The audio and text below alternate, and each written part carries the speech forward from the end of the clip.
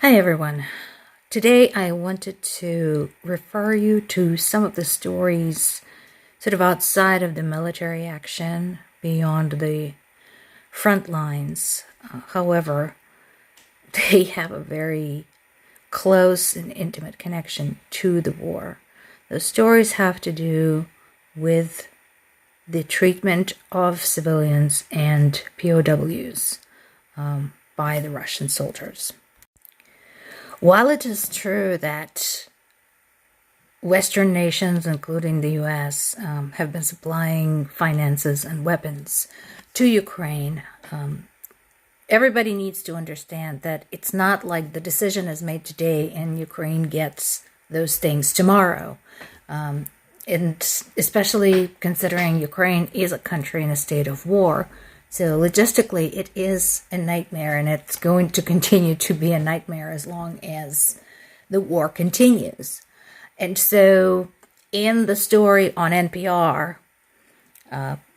two Ukrainian soldiers talk about what it's like when the aid doesn't come, when you keep waiting and waiting and waiting, and the aid doesn't come. So they are using outdated weapons, they're using outdated ammunition, not certain whether or not it's going to work, and at the same time understanding that they are fighting for their country on their native soil, and so they just make do with whatever they have. Of course, we have already heard of the horrific crimes committed by the Russian soldiers against civilians. The prime examples being Bucha, Irpin, Mariupol, Kherson, and Ukrainian soldiers have every reason to not want to end up in Russian hands, because not only do the Russians violate the international conventions when it comes to treatment of civilians during the wartime, they're also violating those conventions when it comes to POW.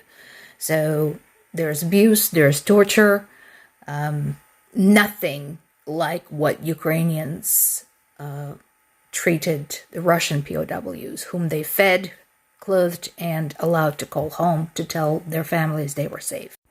For all the Russian claims that they're there to save, denazify, and demilitarize Ukraine, Ukrainians are not buying it. They're not interested in the Russian presence, and they're fighting back in the occupied areas. As I said before, Russian lies just don't hold any water. Thank you for watching.